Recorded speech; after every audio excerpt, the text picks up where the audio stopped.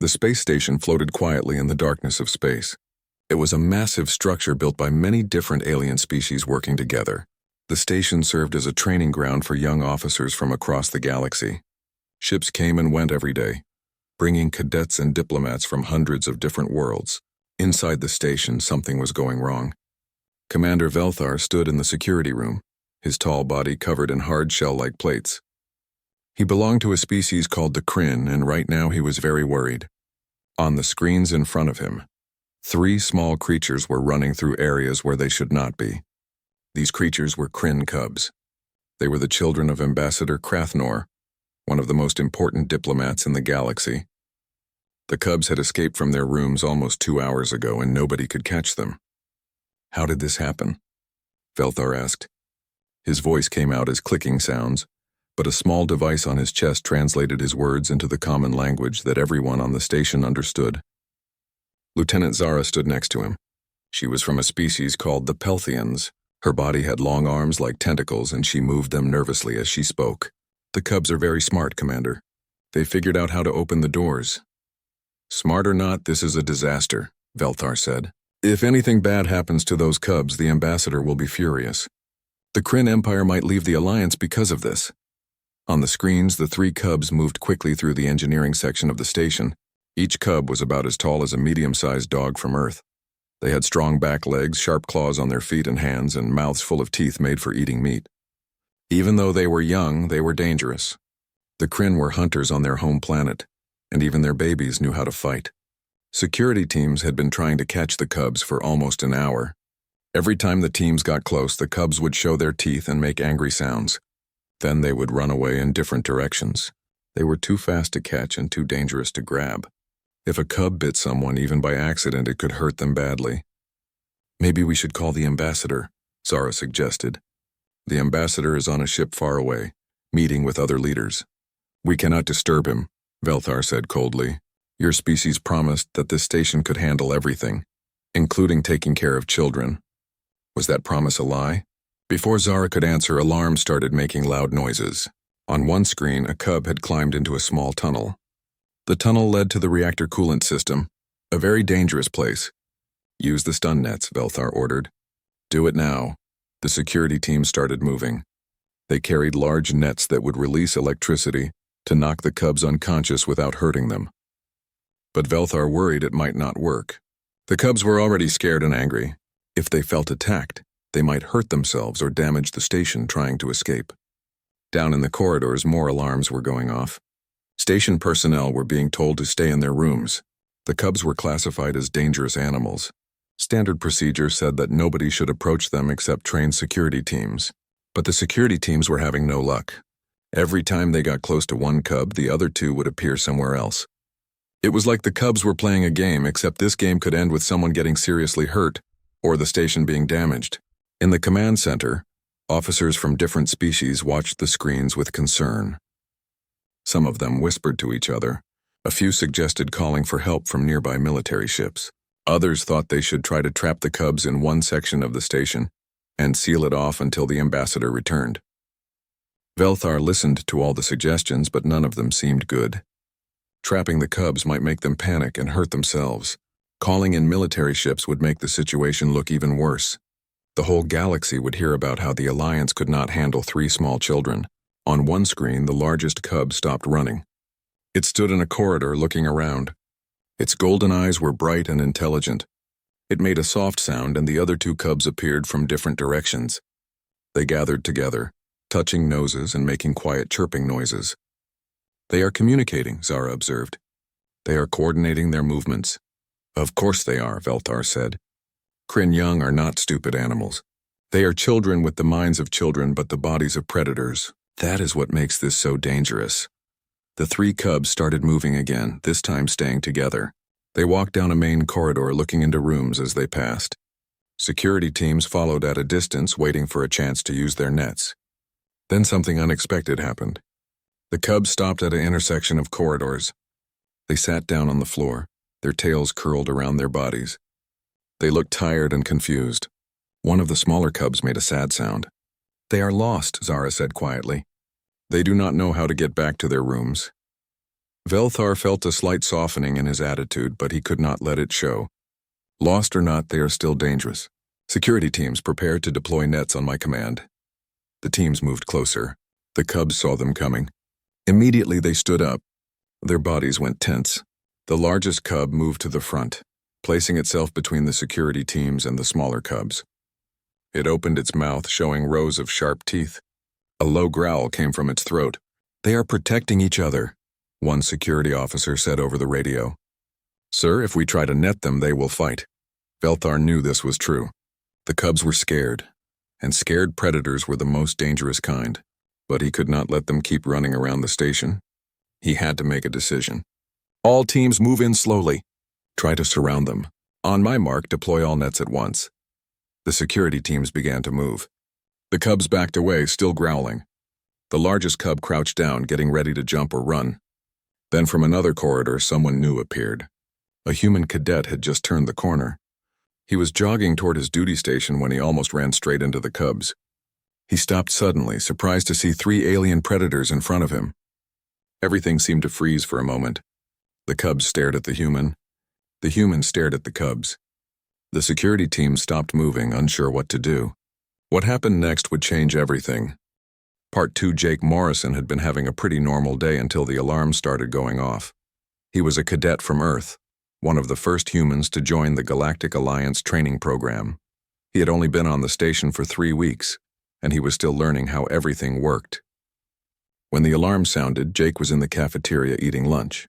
The announcement said something about dangerous animals loose on the station, and everyone should stay in safe areas. Jake quickly finished his food and started jogging toward his duty station. He figured the security teams needed all available personnel. As he ran down Corridor 7, he turned a corner and suddenly found himself face to face with 3 small alien creatures. Jake stumbled backward, his hand automatically reaching for the stun gun on his belt. But he stopped before pulling it out. The creatures in front of him were clearly young. They had scales that shone under the corridor lights, strong back legs and sharp claws. Their mouths had lots of teeth, and their golden eyes watched him carefully. But even with all those dangerous features, Jake could tell they were just scared kids. "Well, hello there," Jake said softly. He slowly raised his hands, so the creatures could see he was not holding a weapon. "You must be the cubs everyone is worried about." The largest cub tilted its head, studying Jake. It sniffed the air, trying to figure out what this strange new creature was.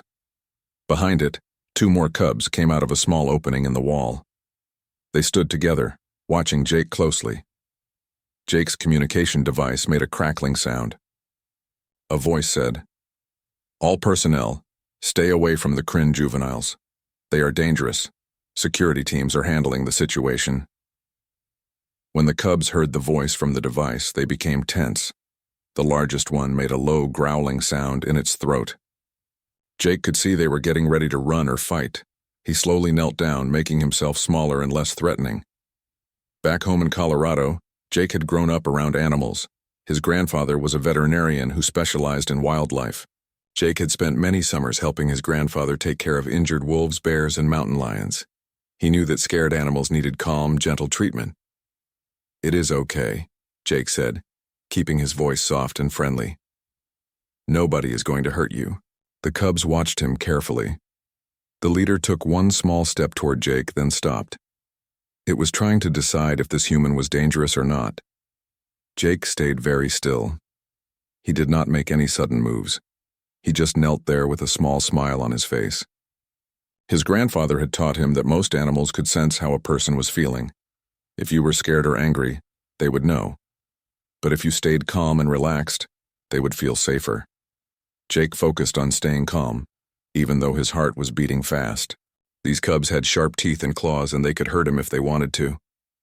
The leader cub took another step forward, then another. It got close enough to smell Jake's hand.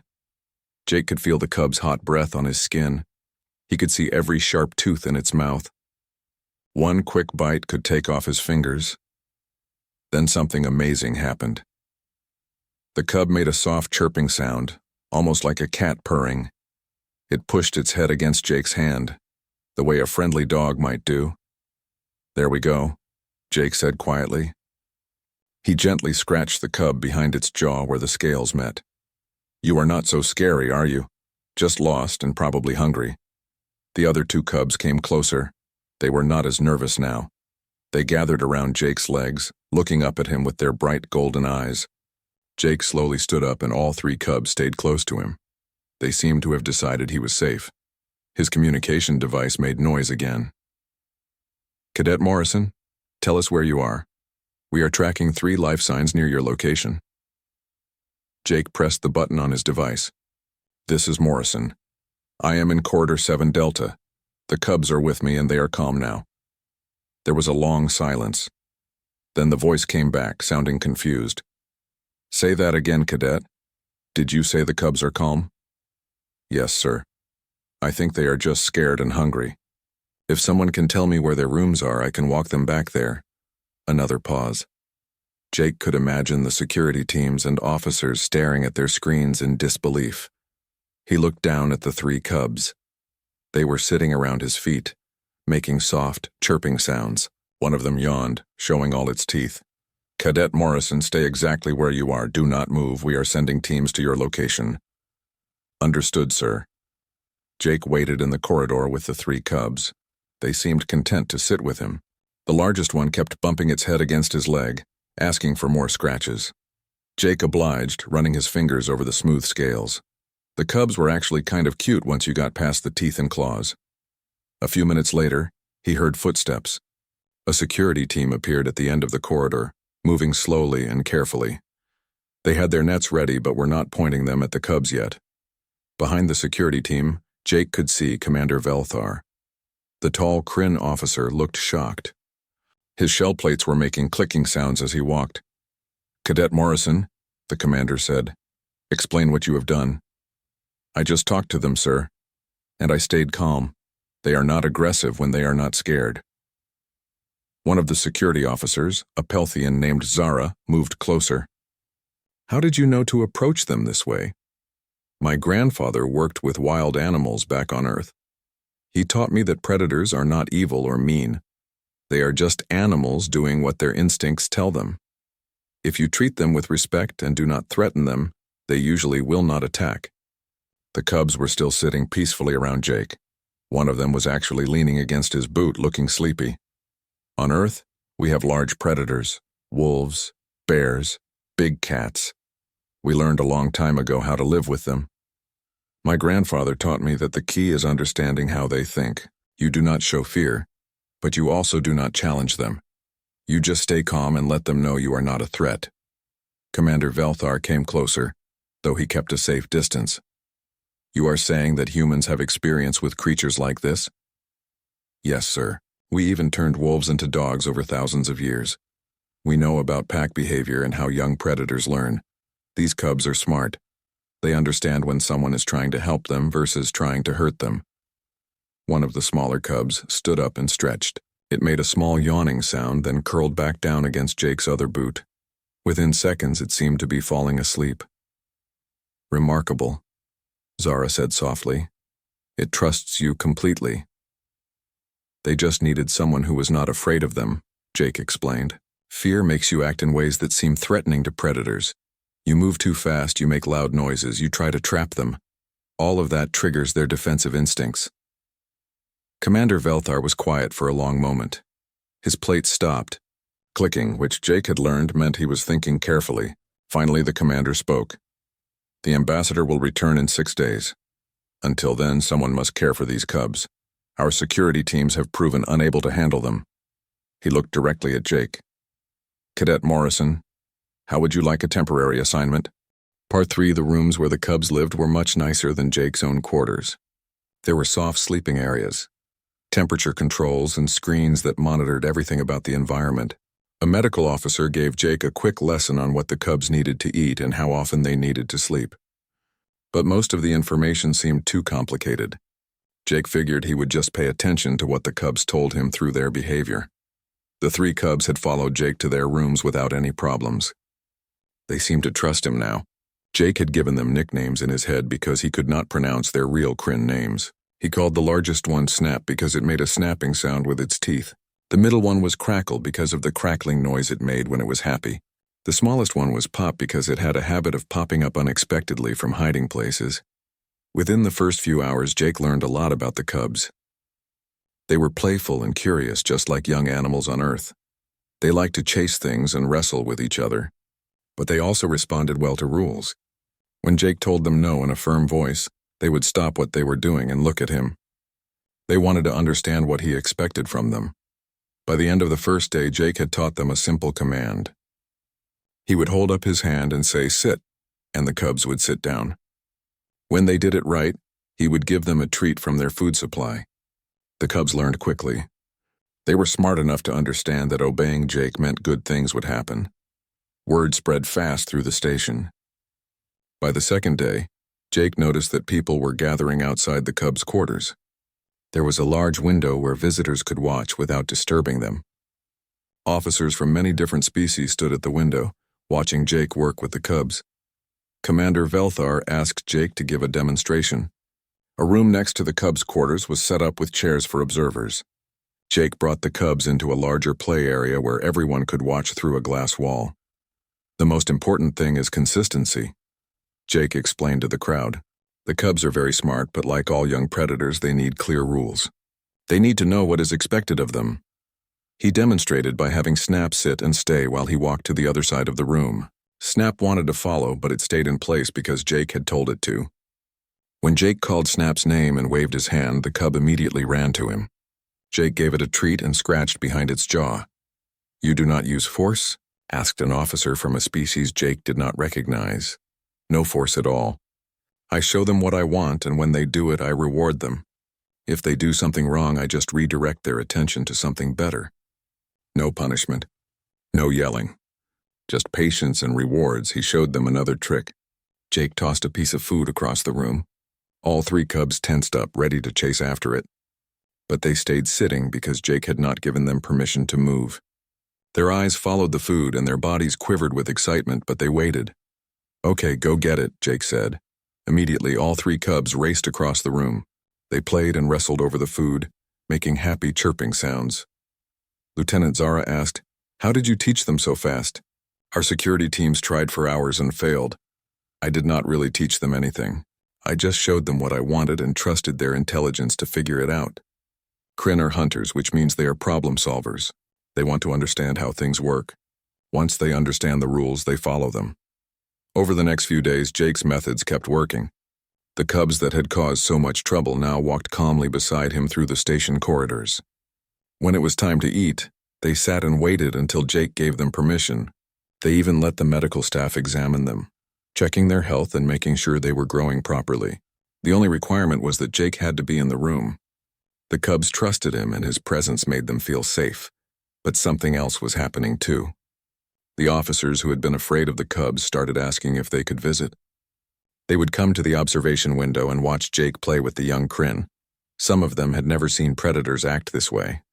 In their minds, predators were always dangerous, always aggressive, always a threat. Jake was showing them something different. He was showing them that predators could be gentle, playful, and trusting. It just depended on how you treated them. On the fourth day, Captain Helen Grant came to see Jake. She was the human officer in charge of Earth's small group on the station. She was a short woman with gray hair and a kind smile. "You have caused quite a stir, Morrison," she said. "Half the station thinks you have some kind of magic power with animals."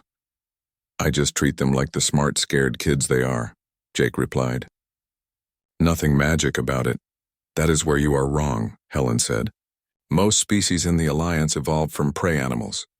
They were hunted on their home worlds. To them, predators are enemies. They cannot imagine being friends with a predator." She handed Jake a small electronic tablet. "The ambassador is coming back tomorrow. He wants to meet you. I thought you should know." Jake took the tablet and looked at the message on the screen. It was formal and polite, but Jake could tell that meeting the ambassador was a big deal. Ambassador Crathnor was important and powerful. Jake was just a cadet who had gotten lucky. "What should I do?" Jake asked. "Just be yourself," Helen advised. "You did something remarkable. You solved a problem that experienced officers could not solve, and you did it by treating those cubs with kindness and respect."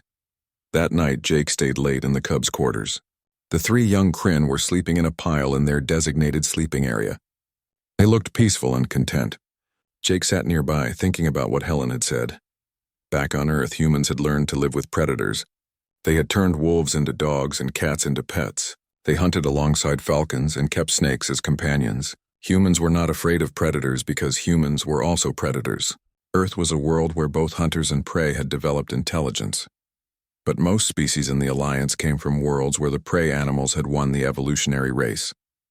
They had become smart and built civilizations while the predators stayed as animals. So when they met species like the Kryn, who were predators that became intelligent, they did not know how to relate to them. Fear was their default response. Jake understood both sides. He was human, which meant he had the instincts of both a hunter and something that could be hunted. That middle ground gave him insight that other species did not have. Snap woke up and looked at Jake. The cub made a soft, questioning sound. Jake smiled and walked over to scratch its head. Snap made a happy, chirping noise and went back to sleep. Tomorrow, Jake would meet the ambassador. He was nervous about it, but he also felt ready. He had taken care of the cubs with respect and kindness. That was all anyone could ask for. Whatever happened next, Jake knew he had done his best. He just hoped the ambassador would understand. Part 4 Ambassador Crathnor arrived at the station early in the morning. Jake had been awake for hours, unable to sleep because of his nerves. He had fed the cubs their breakfast and made sure they were clean and ready to see their father. The cubs seemed to sense something important was happening. They were more energetic than usual, making excited chirping sounds and running around their quarters. When the door opened and the ambassador walked in, Jake felt his breath catch in his throat. Crathnor was massive. He stood almost 8 feet tall, with dark scales that seemed to swallow the light around them. His golden eyes were sharp and intelligent, holding the kind of wisdom that came from living a long life. He wore formal diplomatic robes that somehow made him look even more impressive. But Jake did not have much time to feel intimidated. The 3 cubs saw their father and immediately rushed toward him. They climbed over his large body, chirping and making happy sounds. Crathnor's fierce expression melted away. He made deep rumbling sounds that Jake's translator could not quite interpret. It was clearly the Kryn equivalent of a parent greeting their children. For several minutes, Jake just watched the reunion. The cubs were showing their father everything they had learned. Snap demonstrated the sit command without being asked. Crackle brought Crathnor one of the toys Jake had been using for training. Pop jumped up and down, trying to get attention. Finally, the ambassador turned his attention to Jake. Those golden eyes studied him with an intensity that made Jake want to look away. But he remembered his grandfather's advice about working with predators. Never show fear, never challenge. Just stand calm and confident. Cadet Morrison, Crathnor said. His voice was deep and powerful, even through the translation device. You have cared for my offspring? Yes, sir. It was an honor, Jake replied. My security detail tells me my children were difficult before you arrived. They say the cubs attacked security teams and escaped from locked rooms. Jake chose his words carefully. He did not want to insult anyone, but he needed to be honest. The cubs were scared, Ambassador.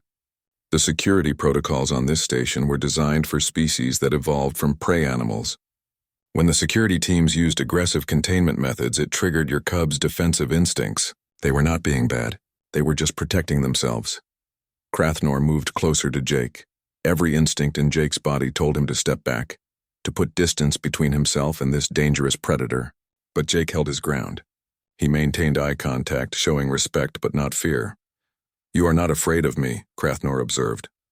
I am afraid, sir, Jake admitted, but being afraid and being respectful are not the same thing. Your children are magnificent creatures. They are smart, loyal, and strong. They just needed someone who understood them. The ambassador studied Jake for another long moment. Then, slowly, he extended one massive clawed hand toward Jake. Jake understood what this meant. In Kryn culture, offering your hand to someone showed trust. The ambassador could easily hurt Jake, but he was choosing not to. Jake placed his own hand in Crathnor's palm. The Kryn hand was so large it completely enclosed Jake's. Those claws could have torn through skin and bone without effort. Instead, the ambassador gently closed his fingers in what Jake realized was a gesture of respect. You see what others cannot see, Crathnor said. The Alliance fears my people because we are predators. They build walls, create rules, design containment systems. But you built a bridge instead. He released Jake's hand and looked down at his cubs. Snap had curled up at Jake's feet, and Crackle was trying to climb onto Jake's shoulder. Pop was showing the ambassador a ball that Jake had taught them to play fetch with. I will make a recommendation to the Alliance Council, Crathnor continued. Humans have a unique understanding of predatory psychology. This could be valuable for future diplomatic relations with species like mine. Too long have predator species and prey species viewed each other with suspicion. Perhaps humans can help us find common ground. Commander Velthar had been standing near the door, watching everything. Now he stepped forward. Ambassador, I must express the station's regret for the security failures that occurred. The fault was not yours alone, Commander, Crathnor replied. The Alliance has operated under certain assumptions for thousands of years. We have always believed that predators and prey cannot truly understand each other, that they must be kept separate, controlled, contained. Perhaps it is time to challenge those assumptions. He turned back to Jake. My offspring have bonded with you, Cadet Morrison. This is rare for Kryn young outside their family unit. Normally, they trust only their parents and siblings until they are much older. But they trust you. Do you know what this means? No, sir, Jake said honestly. It means they see you as family. They see you as part of their pack. Crathnor's expression was difficult to read, but Jake thought he saw something like approval in those golden eyes. You have given them a gift. You taught them that not all aliens are threats. Some can be friends. The ambassador paused, then continued. And you have given the Alliance something equally valuable. You have shown us that predators and prey can coexist, not through fear and barriers, but through understanding and respect. Over the next few hours, Jake showed the ambassador everything he had taught the cubs. Crathnor watched as Jake put the cubs through their routines. The sit command, the stay command, the recall command. The ambassador saw how the cubs obeyed Jake willingly, not because they were forced, but because they wanted to please him. On my world, training young Kryn is very different, Crathnor explained. We use dominance and submission. The strongest adult becomes the pack leader, and the young learn to follow through fear of punishment. But I see that your method works just as well, perhaps better. The cubs are not afraid of you. They love you. Jake felt his cheeks get warm at that comment. I just treated them the way I would want to be treated if I was young and scared in a strange place. That is exactly my point, Crathnor said. Empathy. You felt empathy for creatures that most species would consider monsters. That is a rare quality, Cadet Morrison. Later that day, Captain Helen Grant brought news that made Jake's head spin. The ambassador's recommendation had been accepted by the Alliance Council faster than anyone expected. Earth was being asked to establish a new training program focused on interspecies behavioral analysis. They wanted to teach other species what Jake had demonstrated with the cubs, and they wanted Jake to help develop the curriculum. I am just a cadet, Jake protested. I do not know enough to teach others. You know more than you think, Helen replied. You solved a problem that stumped officers with decades of experience. You did it by using principles that seem obvious to humans but revolutionary to other species. The ambassador had also made another request. He would be staying on the station for 2 more months to complete his negotiations. During that time, he wanted Jake assigned as the official handler for his cubs. Jake would continue their training and socialization. Jake looked down at the 3 cubs playing at his feet. Snap was chewing on a toy. Crackle was trying to tackle Pop. They looked happy and healthy and safe. Jake smiled. I think I can do that, he said. Part 5, the next 2 months changed everything for Jake Morrison. What started as a temporary assignment became something much bigger. Every day he worked with the cubs, teaching them new skills and helping them grow. But he was also teaching the entire station something important about understanding between different species. The observation room outside the cubs' quarters became one of the most popular places on the station. Officers from dozens of species would come to watch Jake work with Snap, Crackle, and Pop. At first, they came because they were curious. How could a human cadet control 3 dangerous predator cubs? But as the weeks passed, they came for a different reason. They came to learn. Jake started giving regular demonstrations. He would explain his methods while showing how the cubs responded. He talked about body language, tone of voice, and the importance of consistency. He explained how predators think and why fear makes everything worse. These cubs are not pets, Jake would tell the observers. They are intelligent beings who deserve respect. I do not control them. I communicate with them. There is a big difference. One demonstration stood out in everyone's memory. A junior officer from the Pelthian species had asked if she could try working with the cubs. Her name was Lyra, and she was clearly nervous. The Pelthians evolved from prey animals, and their instincts told them to run from predators. Jake agreed to let her try. He brought Lyra into the play area with the cubs while dozens of officers watched through the glass. Lyra's tentacle arms were shaking. The cubs could sense her fear, and they became more energetic, moving around her quickly. "Take a deep breath," Jake said calmly. "They are not going to hurt you. But they can sense you are scared. You need to relax." "I cannot help it," Lyra said. "My body knows they are dangerous." "Your body is wrong," Jake told her gently. "Look at them. Really look. They are just kids playing." Lyra watched the cubs more carefully. Snap was chasing his tail. Crackle was wrestling with a toy. Pop was rolling on the floor. They looked silly and playful, not scary at all. "Now hold out your hand," Jake instructed. "Let Snap come to you. Do not reach for him. Let him choose to approach." Lyra extended one tentacle arm slowly. Her whole body was tense. Snap noticed and walked over, curious about this new person. He sniffed her tentacle. Lyra made a small scared sound. "Stay calm," Jake said. "He is just investigating. He wants to know who you are." Snap sniffed Lyra's tentacle for a few more seconds, then did something unexpected. He made a soft chirping sound and rubbed his head against her tentacle, the same way he did with Jake when he wanted attention. Lyra's eyes went wide with surprise. "He is asking me to pet him?" "Yes, go ahead." Carefully, Lyra moved her tentacle to scratch behind Snap's jaw. The cub made a happy rumbling sound and leaned into her touch. In the observation room, officers from various species started talking excitedly. A Pelthian had just befriended a Kryn cub. Many of them had never thought such a thing was possible. That demonstration led to more requests. Other officers wanted to try interacting with the cubs under Jake's supervision. Some were successful immediately. Others needed time to overcome their instincts. But Jake was patient with all of them, the same way he was patient with the cubs. Ambassador Crathnor watched these sessions with great interest. He would often stand in the observation room, seeing how different species reacted to his children. One day he spoke to Jake about it. "You are changing minds," the ambassador said. "For thousands of years, predator species and prey species have stayed separate in the alliance. We work together, but we do not truly trust each other. You are showing us a different path."